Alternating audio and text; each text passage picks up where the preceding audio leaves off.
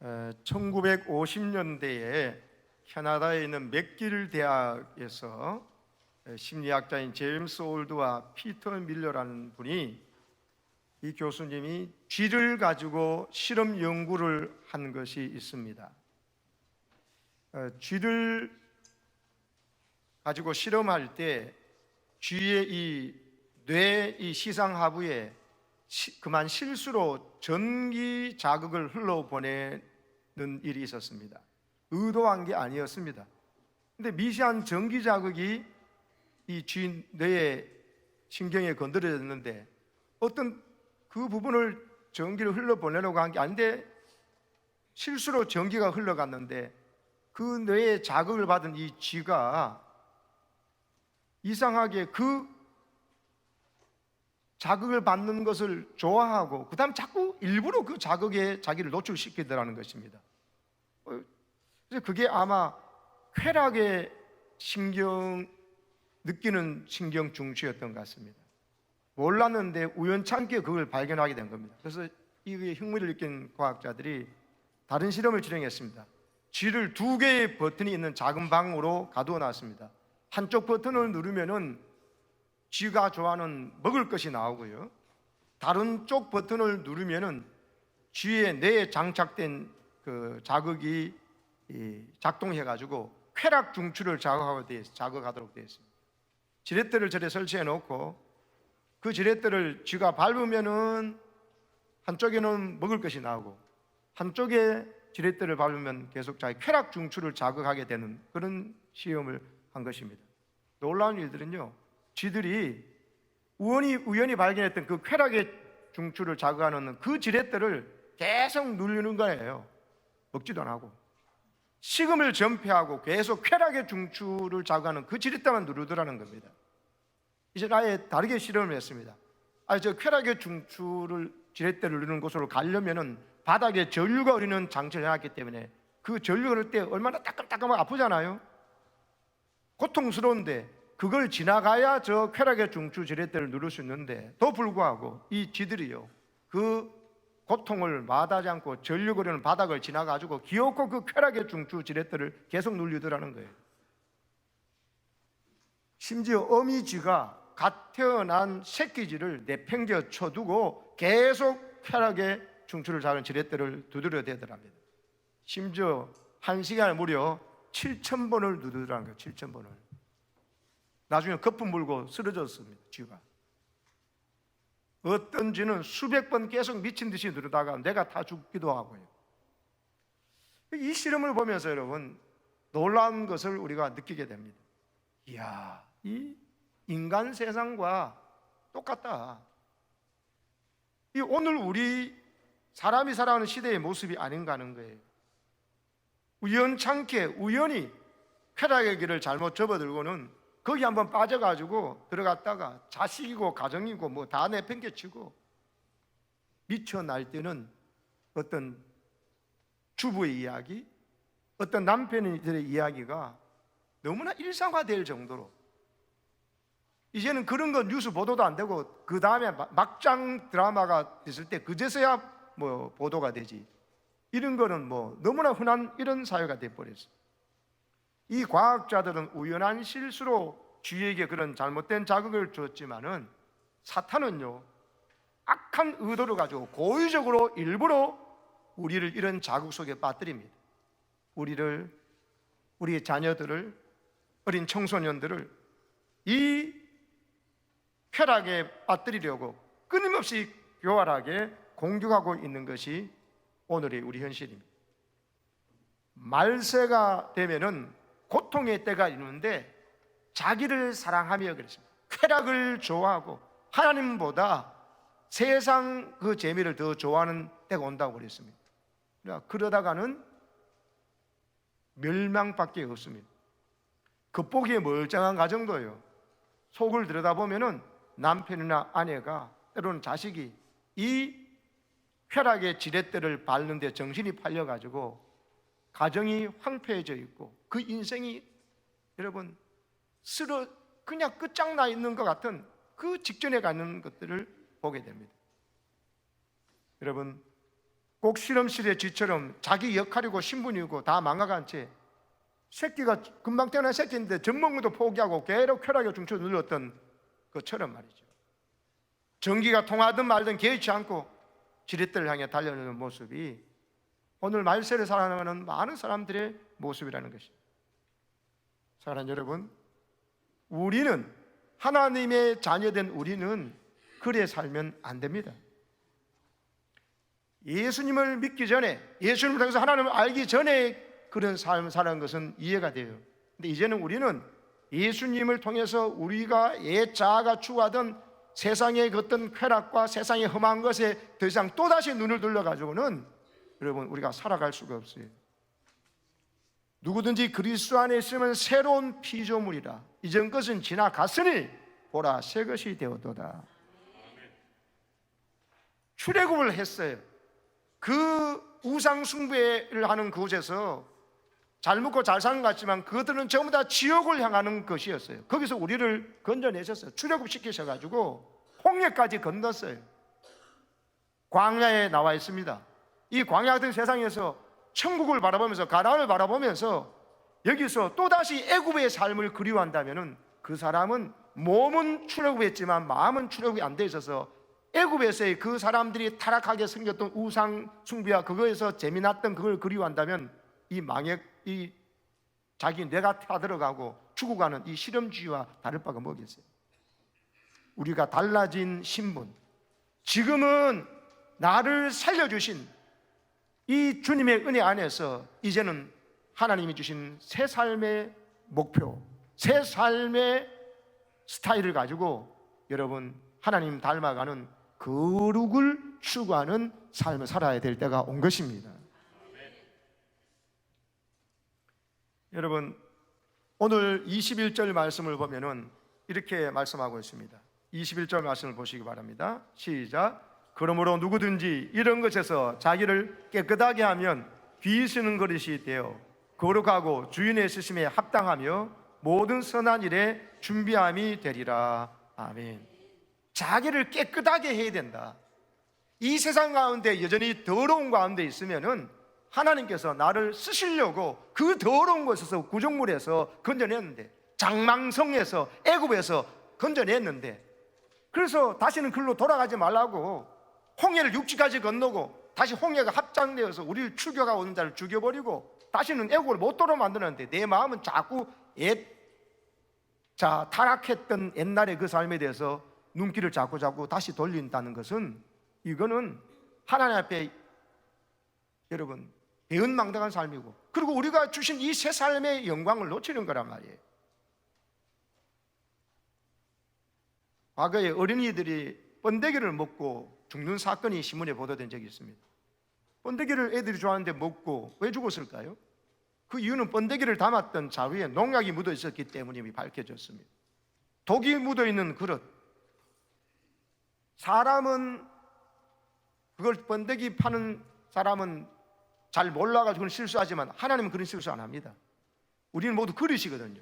내 안에 세상에 더러운 독이 묻어 있고 나를 크게 쓰려고 하도 그 그릇 속에 가보니까 독한 이기심과 복수하고 싶은 마음, 그리고 자기의 명예, 세상 사람들이 가득한 더러운 것을 가득 하시면 하나님 나를 못 씁니다. 정확하게 하나님은 꿰뚫어 보시고 아시거든요. 저 사람 잘 되겠다가는 여러 사람 죽일 거니까, 여러 사람 시험에 들게 만들거나 또 교회를 떠나게 만들거나 시험 들게 만들거나 남을 실족하게 할 것을 하나님 보시기 때문에 쓰고 싶어도 못 쓴다니까요. 여러분, 하나님께서 나를 사용하고 싶어서 여러분 죄악에서 건져주셨고 날 위해서 죽으시고 날 살려주신 것입니다. 그렇게 새롭게 살아난 내가 또다시 죄악의 맛을 그리하며 죄질일 때 잠깐은 재미가 있잖아요. 그래서 세상 사람들이 마귀의 유혹에 미끼를 물고 결국은 매운탕 신세가 되는 거 아닙니까? 그럼 우리는 그것을 알아야 됩니다. 또다시 세상 가림이 추구하는 그런 죄악의 군침을 흘리거나 눈을 휘끌고 돌려서는 안 되는 것이죠. 내가 가장 사랑하는 내 애인은 예수님 뿐이요, 내 사랑하는 애인은 내 남편은 내 아내야지 세상에 그 누구가 내 애인이 될 수 있으며, 여러분 옆에 동창들이나 회사 사람들이 2차 3차 가가지고 죄짓고 하는 일에 아주 나는 거기에 끊어야 되는 겁니다. 근데 아직도 먹고 살려면 할 수 없지, 이런 이야기 하다가는 하나님께서 나를 쓰고 싶은데도 못 쓰는 거예요. 자기를 깨끗하게 하면 귀히 쓰는 것이 되어 주인의 쓰심에 합당하게 할 거다. 주님께서 나를 귀하게 사용하시려고 우리 가정과 내 생에서 위대하게 계획해 놓으신 그 계획이 여러분 수포로 돌아가지 않도록 여러분 거룩한 그릇, 깨끗한 그릇이 되시기를 축복합니다. 펠러브레이션이라는 재미난 단어가 있습니다. 여러분, 이 단어는 아시아 연합신학대학교 이한영 교수님이 만든 단어인데 그 유래가 재미있습니다. 이 교수님의 딸이 고등학교 2학년 때 있었던 일입니다. 아마 아버지를 따라서 미국에 유학 중에 있었나 본데 딸에게 좋은 대학교에 대한 목표가 있었거든요. 그래서 난 저 대학교 갈 거야, 이 딸이 그랬는데 성적표를 받았는데 입시와 관련해서 중요한 과목, 수학 과목이 낙제점 F를 받은 거예요. 성적표를 보고 딸도 놀랐고 또 부모님도 큰 충격을 받았죠. 이 교수님과 이 부모님도 다 놀랐습니다. 주일날 예배를 드리는데 사모님이 계속 우시더라는 거죠. 예배가 끝나고 남편 이한영 교수님이 물었습니다. 여보, 왜 그렇게 울었어요? 사모님의 대답, 우리가 딸에게 거짓말을 했잖아요. 우리는 항상 너는 하나님의 딸이라고, 너의 존재 자체로 우리는 너를 너무 사랑한다고 말해왔는데 딸이 F학점을 받고 보니까 우리가 그게 사실이 아닌 것을 알았잖아요. 보니까는 한심해 보이고 이래가지고 얘가 앞으로 뭐 어떻게 되겠나 싶어서 막 너는 성적과 관계없이 너 존재 자체로 난 너무 사랑한다 그러는데 사랑하는 마음이 식어지고 막 이상하니까 이건 너희들이 니한테 거짓말했다, 이런 뜻이죠. 너무 결여와서 예배 시간에 울었다는 거죠. 그 얘기 듣고 이 교수님도 회개를 많이 했답니다. 집에 갔더니까 간이 딸이 이불을 뒤집어 쓰고 있더래요. 왜? 좋은 대학 가고 싶은 꿈도 있고 뭐 하지만도 그 중요한 과목을 F를 받아왔으니. 근데 이 아버지 된 이 교수님이 싫다는 그 아이를 억지로 데리고 식당에 갔습니다. 식당에 앉자마자 딸에게 이렇게 말했습니다. 아빠가 여기에 왜 왔는지 아니? 아니요, 왜 왔는데요? 궁금해하는 딸에게 아빠 교수님이 말했습니다. 펠러브레이션 하려고 왔다. 펠러브레이션이 뭔데요? 교수님이 딸에게 말했습니다. 영어 스펠링 가지고 워드플레이 한 것입니다. 네가 C학점을 받아왔으면, C라도 받아왔으면 셀러브레이션 할 텐데, 셀러브레이션은 축하한다는 거잖아요. 기념한다는 거 할 건데 네가 F학점을 받아왔으니까 셀러브레이션 안 되고 펠러브레이션을 한다고. 그래서 F학점 받은 걸 축하하기 위해서 여기 온 거라 하면서 딸에게 이렇게 말했습니다. 아빠가 회개할 게 하나 있다. 엄마와 똑같은 얘기했어요. 아빠가 그동안 너는 하나님의 딸이고 네가 정직하고 열심히만 하면은 성적은 아무 상관없다고 얘기했는데 그거 사실 거짓말이었다. 네가 이번에 F를 안 받았으면 아빠는 평생 네게 거짓말하며 살았을 거야. 근데 오늘은 정말이야. 오늘은 아빠가 너를 펠러브레이션을 해주는 거야. 네가 F학점 받았지만 그러나 그래도 너는 하나님의 딸이고 하니까 축하해 주기 위해서 기쁜 마음으로는 셀러브레이션 못하고 F학점 받았다고 펠러브레이션 해준다고. 근데 너 F 왜 받았니? 어떻게 F 받았니? 하고 물었습니다. 성적을 관심 안 두기로 했으면서도 부모의 마음에 뭐 궁금하지 않을 수가 없잖아요. 이 아빠의 질문에 딸이 놀라운 고백을 했어요. 아빠, 워낙 중요한 과목이잖아요. 그랬는데 그날따라 시험장에서 컨닝 페이퍼가 돌았다는 거예요. 꽤 많은 학생들이, 자기 친구들이 컨닝 페이퍼를 들고 다 베꼈다는 거예요. 근데 자기에게도 컨닝 페이퍼가 왔는데 그 순간에 나는 늘 아빠하고 하나님의 자녀는 정직하게 살아야 된다. 거짓말하면 안 된다. 그리고 하나님은 거룩하다는 것을 배워왔는데 이 시간에 내가 부정행위 할 것인가? 그래서 점수를 좋은 거 받을 건가? 부정행위 안 할까? 난 이 부정행위 안 해 하면서 그 컨닝 페이퍼를 던져버렸다는 것이. 그리고 F 받았다는 것이. 이런 일이 있고 1년 뒤에 이제 입시생이 되었을 때 대학 입시에서는요, 미국에서는 에세이가 참 중요합니다. 에세이를 어떻게 쓰느냐가 점수가 상당히 중요하거든요. 근데 이 딸이 쓴 에세이 제목이 뭐냐면 펠러브레이션이었어요. 미국에서는 창의적인 것을 아주 중요하게 여기는데 미국 대학 그 교수가 셀러브레이션이 있는데 펠러브레이션 단어는 없는 거거든요. 이게 뭐냐고 보면서 에세이를 채점하는 그 대학 교수님이 관심 있게 본 것입니다. 에세이에서 이 딸은 1년 전에 있었던 일을 쭉 쓴 겁니다. 자기가 정직하기 위해서 컨닝을 안 하고 F학점을 받았는데 아빠가 F학점 받았다고 셀레브레이션이 아니라 펠레브레이션 해주셨다고 그 이야기를 쓴 거예요. 그리고 마무리 부분에 이었었습니다. 이 세상을 정직하게 살 때 실패할 수도 있습니다. 저는 수학을 못하지만 열심히 합니다. 만약에 저를 뽑아주시면 열심히 공부해서 그런 사람들을 펠러브레이션을 해주는 사람이 되겠습니다. 이한영 교수님 말씀에 따르면 딸은 점수가 합격하기에 그 좋은 대학에 합격하기에 약간 모자랐답니다. 그런데 합격을 했답니다. 왜냐하면 펠러브레이션이라는 이 단어 자체가 굉장히 창의적인 데다가 정직을 강조한 에세이가 인정을 받아가지고 여러분 우리 믿음의 가정들에게도 이런 일들이 일어나기를 축복합니다. 정직하게 행하다가 그때는 F 받아가 손해보는 것 같지만은 여전히 하나님 앞에 거룩하고 정직하게 살아야 된다는 것을 소중한 하나님 나라의 가치관을 가지고 살아갈 때 그 부모가 그것을 이야기하고 그걸 자랑스러워하고 펠레브레이션을 해주는 일들이 우리 가정에 있을 때 하나님은요 어떻게 해요? 결국은 그 일 때문에 꿈을 이룬 거예요. 좋은 대학에 갔던 거예요. 여러분 내가 지금 당장은 손해보고 하는 것 때문을 손해보더라도 하나님이 기뻐하신 일을 선택했을 때 오늘 말씀처럼 네가 깨끗하면은 거룩하게 되어가지고 주인의 스승에 합당하면서 모든 선한 일에 준비함이 되리라. 이 말씀의 은혜가 뭔지를 모르는 사람이 너무 많아요. 지금 당장 그냥 눈앞에 즐거움을 찾고 내가 이득되는 것만 가는 거예요. 그건 망하는 거예요.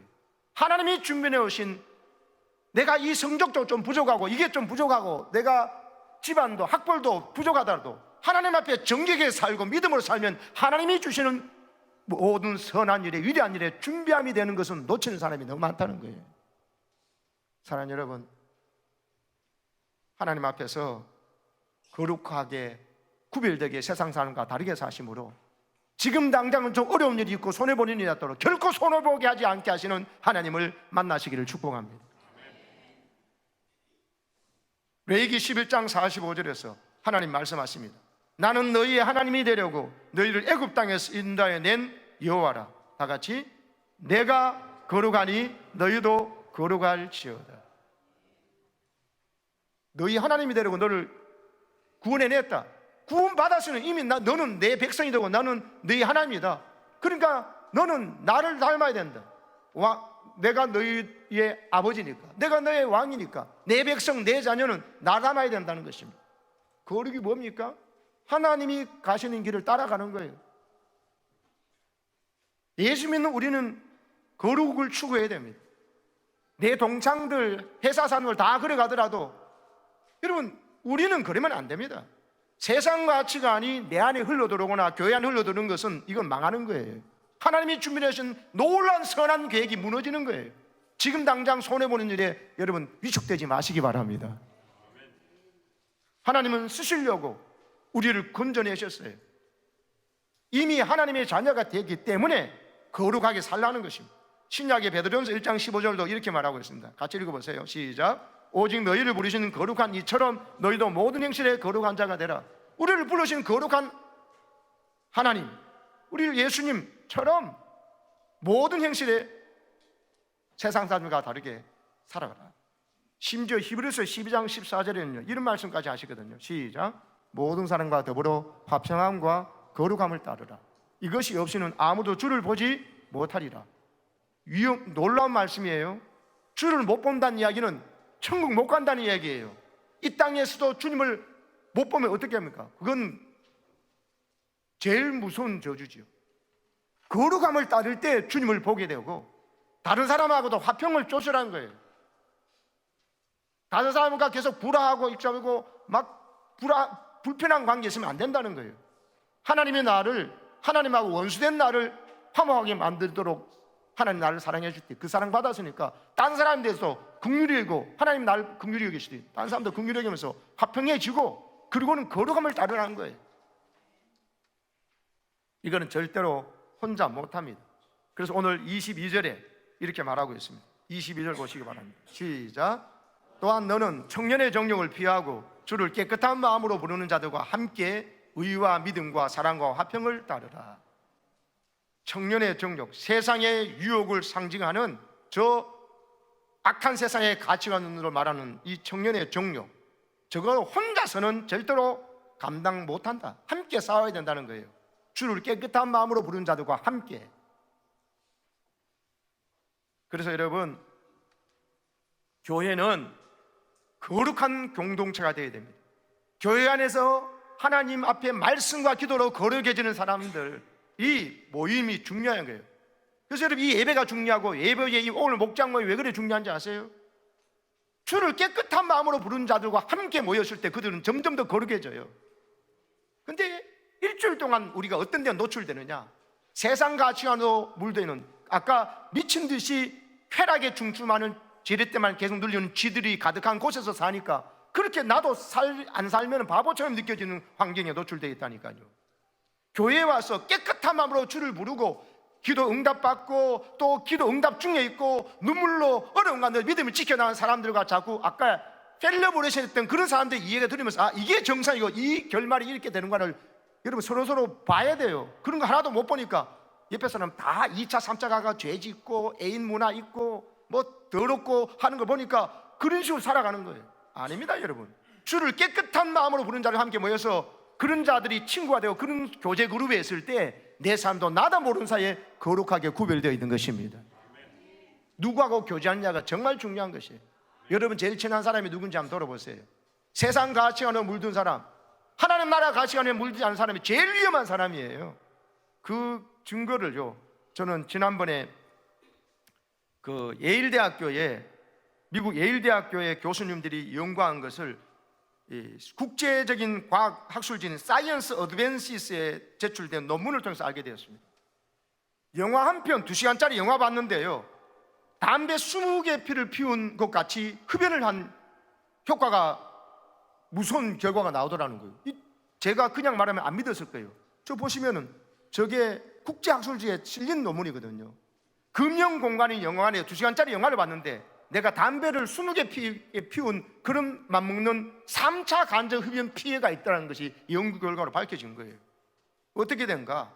여러분, 밖에서 담배를 피웠던 사람이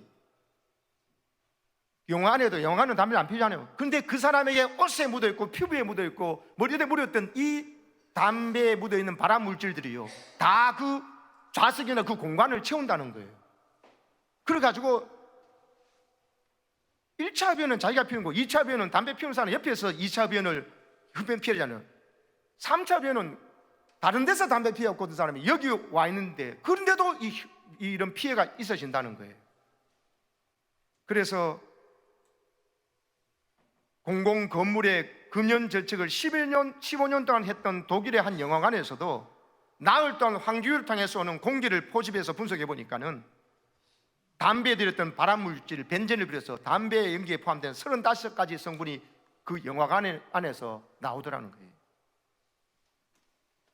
그래서 여러분, 흡연할 때 입었던 옷을 갈아입고, 여러분, 바깥에서 담배를 피웠으면 한 2시간 동안 다 털어내고 해가 와야지, 아니면 어린아이를 밖에서 담배 피우고 와서 어린아이 아니면 그 어린아이한테 담배 3차 흡연 피우는 게 똑같은 무서운 피해를 끼친다는 거예요. 저는 이걸 보면서 교제권이 정말 중요하다. 영적으로 건강한 사람과 교제하는 것 얼마나 중요한 걸 절감한 것입니다. 영적으로 깨끗한 생각, 깨끗한 말, 성경의 기독교 정신에 된 올바른 사고방식을 갖고 있지 않은 사람들 만나 이야기하면은 그거 발암물질, 담배 연기보다 더한 것이 묻어가지고 나도 그 사람 생각하고 사상에 넘어가 버려요. 선악이 분별이 안 돼. 하나님 나라와 세상 나라 분별이 안 돼요. 선인과 악인이 분별되지 않아요. 함께 해야 될 사람과 멀리 해야 될 사람 구분이 안 돼버린다니까요. 그래가지고 우리를 망하게 하려는 것이 사단의 역사다. 저희 어머니가 고양이를 안 좋아했어요. 저도 고양이 별로 안 좋아했고 강아지는 되게 좋아하는데, 근데 여러분, 저도 집에 강아지가 고양이가 죽어갈 위기 됐을 때 그 손바닥에 한 걸 살려놨더니만 그 나중에 커가지고 재롱을 부리니까 기어가, 저도 요새 고양이를 좋아해요. 이건 있을 수 없는 일이에요, 제 상식에는. 근데 이번에 어머니가 지난주에 한번 이제 또 한 달 지났으니까 어머니 넘어지셔서 아픈데 이제 가서 이제 포항에 누님 댁에, 자영 댁에 가려가 계셔가지고 제가 갔습니다. 그런데 어머니가 고양이를 저보다 더 싫어했거든요. 그러니까 어머니가 고양이를 너무 좋아하시는 거예요. 이 도대체 무슨 일이 났는가 보니까는 어머니가 누워 계시니까 꼼짝을 못하고 누워 계셔야 되니까는 그 옆에 이 갓 낳은 새끼 고양이가 와가지고 엄마 옆에 와가지고 계속 이렇게 재롱 부리고 엄마 손을 가볍게 물고 이러면서 하니까 어머니가 심심한데 이 고양이가 친해져 버린 거예요. 그래서 사진을 한번 보세요. 저 까만 고양이인데 와가지고 하니까 어머니가 고양이 들고 저렇게 이뻐하고 귀한 적이 없거든요. 이건 있을 수 없는 일이에요. 이 꼬네이 뭐 좋노, 꼬네이 경상도는 고양이를 꼬네이라 그러잖아요. 그랬는데 가보니까 어머니가 고양이를 저렇게 좋아하시더라고. 왜? 자기가 외롭고 힘든 순간에 고양이가 와서 함께 해주니까 정이 들어버린 거예요. 저걸 보면서도 여러분, 내가 힘들고 어려울 때 누구와 교제하느냐, 그게 싫어하는 것도 좋아하게 만들어버려요. 사랑하는 여러분, 하나님 만드신 모든 동물들이 참 귀엽고 좋습니다. 몰라서 그렇지. 저도 오늘 그 선입관인 줄 알게 됐는데, 여러분, 제가 고양이 키우라는 소리 하는 게 아닙니다. 지금 무슨 소리 하는 겁니까? 영적 교제권이 너무 중요하다는 것입니다. 여러분, 예수님의 생각이 묻어있고 예수님의 사상으로 무장되고 말 한마디를 하더라도, 눈빛 하나 사람을 쳐다보더라도, 대화를 하더라도 따뜻하고 예수님의 긍휼하심과 사랑이 묻어있고 하나님께 사랑받은 그 사랑을 묻은 것을 가지고 흘려보낸 이런 하나님 나라 가치관으로 무장되어서 거룩하고 깨끗한 마음과 준비된 그릇과 그지는 사람들과 교제하시기를 축복합니다. 그래야 우리가 살아납니다. 안 그러면은 하나님이 쓰시려 한데도 더러워지니까 못 쓰는 것입니다. 오늘 다시 한번 이 시간에 주님을 깨끗한 마음으로 부르는 성도들과 함께 목장 모임을 하시고, 가정에서도 하나님 앞에서 예배 드리시면서, 그리고 이 교회 공동체 안에서 여러분 믿음의 선한 사람들과 풍성한 교제를 통해서 여러분 거룩하게 구별된 사람이 돼서 하나님께 쓰임받는 여러분 되시기를 축복합니다. 아멘.